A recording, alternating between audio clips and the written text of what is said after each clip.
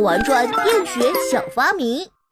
小伙伴们，你们玩过吹泡泡吗？嘿，大熊博士可喜欢了。但是每当吹久了，嘴巴好累，快要缺氧的感觉。要不我们今天就做一个神奇的自动吹泡泡机，嘿，这样我们就不累了。赶紧来看一下吧。小伙伴们，这个呢就是我们的空气动力机啦。它今天呢可以变出很多的玩意呢。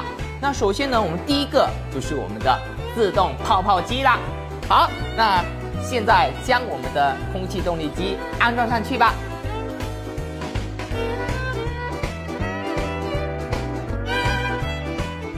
好，安装完毕。接下来呢，我们拿起泡泡机的喷嘴，安装上去。好，然后呢，我们拿起我们的手柄，还有我们家里的洗洁精泡泡水。接下来呢，见证奇迹的时候就到了。好，打开开关，然后呢，用我们的手柄去沾上我们的洗洁精泡泡水。好，接下来见证奇迹的时候就到了。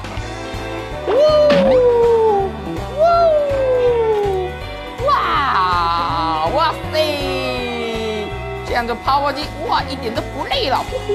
哇，是不是非常的神奇呢？好，关掉开关。那空气动力机呢，可不止这种玩法哦。那接下来呢，就是我们的空气悬浮机啦。嘿，好，把我们的喷嘴给拆下来，换成我们的空气悬浮器的喷嘴。好，安装上去。好，我们把泡泡水放一边，然后呢，接下来呢，我们就要打开开关。然后要干什么呢？我们要拿起我们的泡沫球，将我们的泡沫球放在我们的喷嘴上面。哇塞，是不是非常神奇呢？泡沫球给悬浮起来了，哈哈！好，现在关掉开关，把我们的空气悬浮的喷嘴拿下来。第三种玩法呢，就是我们的吸尘器啦。拿起我们的吸气管，还有吸管接头，给安装上去。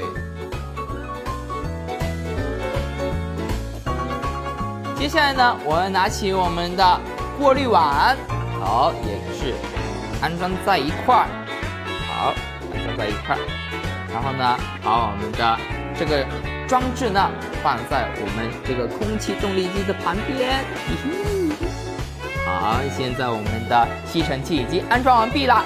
那接下来呢，大熊博士准备了一些碎纸，噔。好，那么现在我们就使用我们这个吸尘器了。打开开关，吸进去了。来，开始。